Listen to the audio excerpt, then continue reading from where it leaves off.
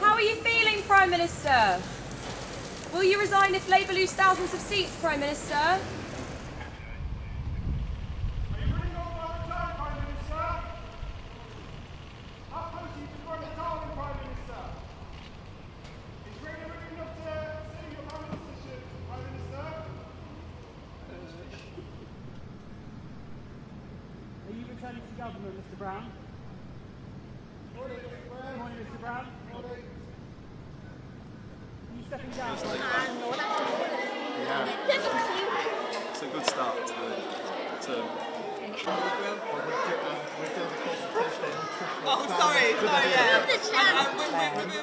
To respond to what was the worst election result for the Labour Party that I can remember, and I've been in public life since 2001. We lost very badly in Wales. I know that people are frustrated by the state of Britain, frustrated by politics, and some people frustrated with me. I know I have my doubters, and I know I need to prove them wrong, and I will. So let me start on a personal note. Like every Prime Minister, I've learned a lot in the first 2 years in the job. In terms of the policy challenges that our country faces, incremental change won't cut it. On growth, defence, Europe, energy, we need a bigger response than we anticipated in 2024. Because these are not ordinary times. And this is a political challenge just as much as it's a policy challenge. Delivery is, of course, essential, but it's not sufficient on its own to address the frustration that voters feel. We're battling reform and the Greens, but at a deeper level, we're battling the despair on which they prey, despair that they exploit and amplify.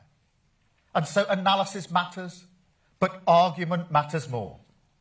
Evidence matters, but so too does emotion. Stories beat spreadsheets. People need hope. So we will face up to the big challenges, and we will make the big arguments, the Labour case, that only Labour values and Labour policies can ensure our country not only weathers these storms, but emerges stronger and fairer. And the Labour case, that neither Nigel Farage nor Zach Polansky offers our country the serious progressive leadership that these times demand.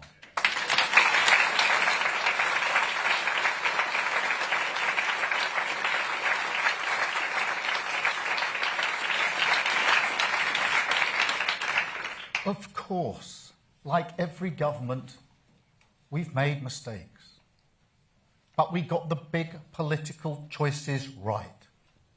I mean, if we'd listened to the advice of other parties, right now we'd be stuck in a standoff with Iran, having been dragged into a war that is not in our interest, and I will never do that.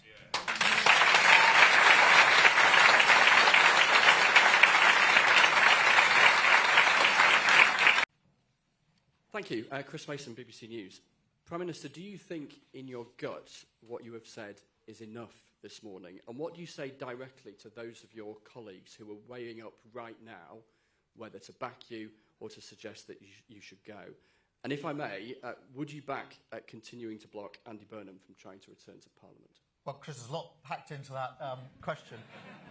Let me just, what I'm doing is setting out the response, the direction that we need to take, and the acknowledgement that in the world we live in now, we need a bigger response than 2024. It is a different world, and an acknowledgement that this isn't the first shock the country's been through with the Iran conflict.